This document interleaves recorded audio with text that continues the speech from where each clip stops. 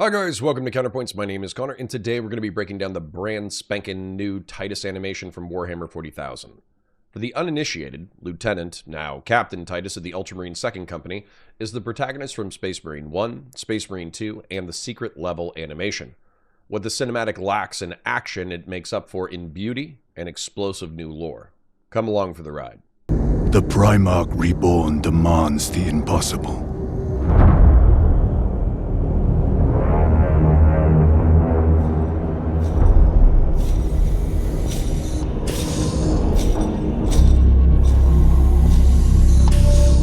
They await your presence, my lord.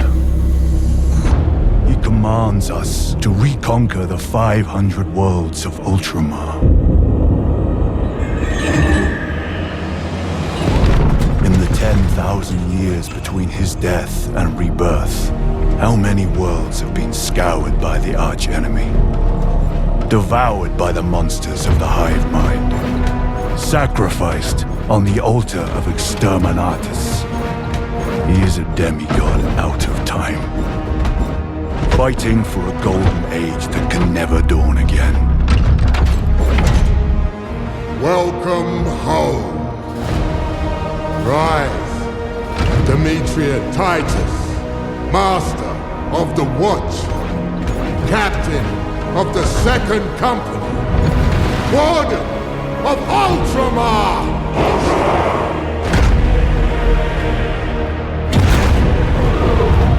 Primarch Reborn demands the impossible. But only in death does duty end. I have to presume that you guys know the basics in order to break down this animation, so I'll try to fit 10,000 years of history into as few sentences as possible.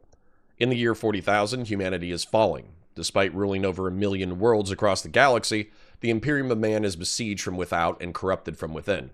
Hostile aliens and demonic traitors rampage across the Imperium, slaughtering billions.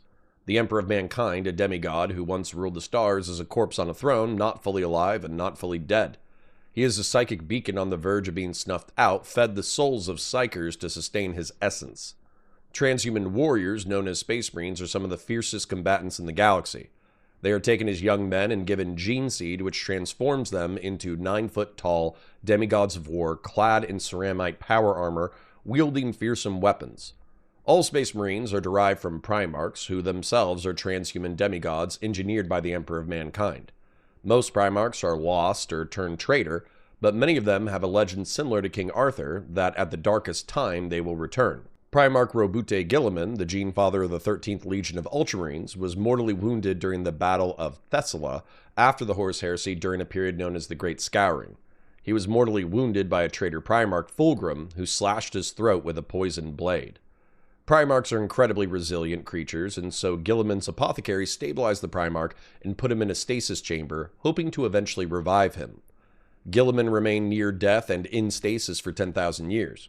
He was only awoken due to the intercession of the Eldari, who viewed him as a great warrior necessary to fight the evils of chaos. They resurrected the Primarch, who then became regent of the Imperium and the Emperor's will. Roboute Guilliman is a master of logistics and once ruled a realm known as Ultramar, an empire within the empire made up of 500 worlds. Ultramar was civilized, aesthetically and culturally reminiscent of Rome, and known for producing some of the finest warriors in the Imperium. At its peak, the Ultramarines Legion boasted more than 250,000 brothers, but because of the civil war known as the Horus Heresy, they have since been broken up into chapters of 1,000. The chapter of Ultramarines, the 1,000 Space Marines who have carried on the history, symbols, and traditions of the Ultramarines Legion, are still near to the Primarch's heart, and so they are spread across the Imperium, trying to fight in every major battle in which they are needed. Since the Primarch's return, they have fought Chaos Space Marines on the world of Vigilus, pushed back the invasion of the Plague God in the realms of Ultramar, and smashed tendrils of Hive Fleet Leviathan. Ultramarines have also faced the deadly Necrons in the Pariah Nexus and destroyed Orc Waz in need of culling.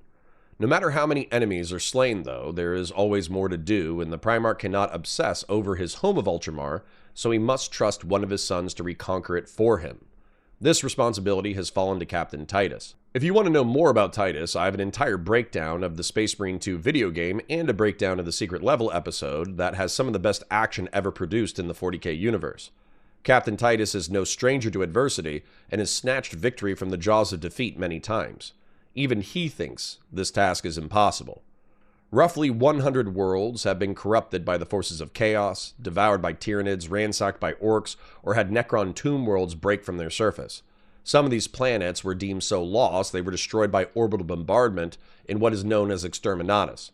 Captain Titus is Master of the Watch, meaning he is responsible for the chapter homeworld and the Ultramarines' Fortress Monastery. Titus is captain of the Second Company, meaning he has 100 fully fledged Space Marines under his command, who are augmented in this cinematic with members of the First Company. You can tell they're members of the First Company because of the white markings and crux on their pauldrons. He is Warden of Ultramar, meaning that he is to reconquer and defend the 500 worlds. Sergeant Meteorus, Titus's mentor and battle brother in the Secret Level cinematic, greets and welcomes Titus, calling out his titles before they salute the company.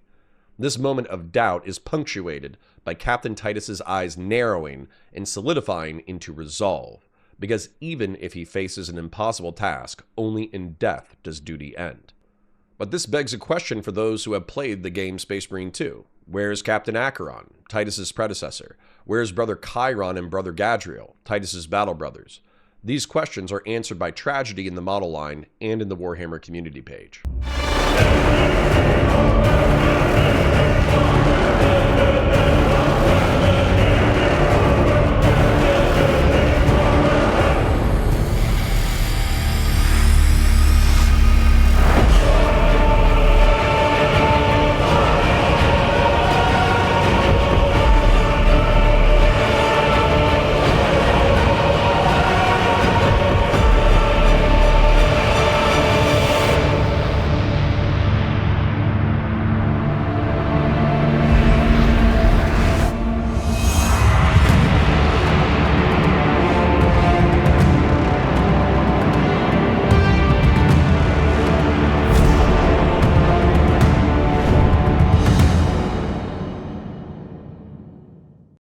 Captain Titus's promotion has come along with some new regalia. Brother Gadriel has been promoted to Ancient, meaning he now carries the company's standard into battle. Veteran Sergeant Meteorus, Titus's mentor, has joined his retinue.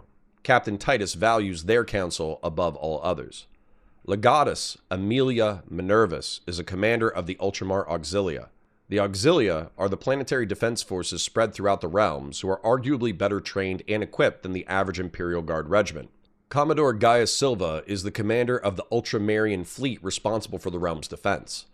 Lucia Vesta is an Ultramarian diplomat who negotiates with isolated worlds to avoid unnecessary war with the Ultramarines.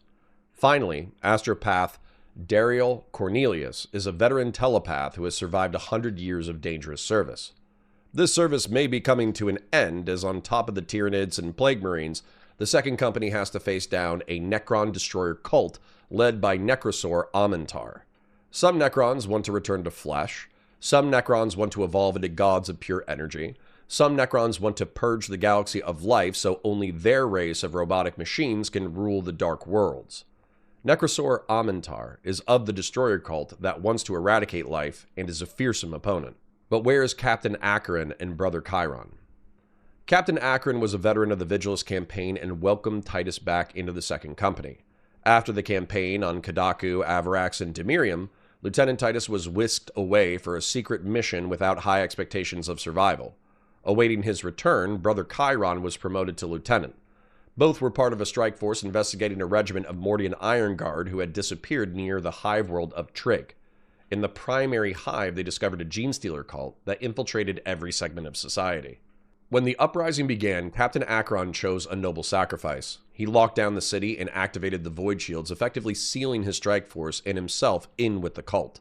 This prevented a planetary and system-wide uprising, and the strike force fought to the end, purging as many gene-stealer cultists as they could.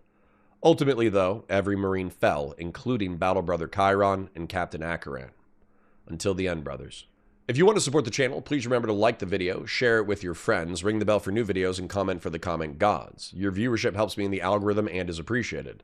Also, check out Counterpoint Sci-Fi and Counterpoint Star Wars if you're so inclined. If you want to take your support a bit further, please become a YouTube member or join us at patreon.com/counterpoints. Check out the other videos on the channel, support our sponsors, and I'll catch you in the next one. Until the end.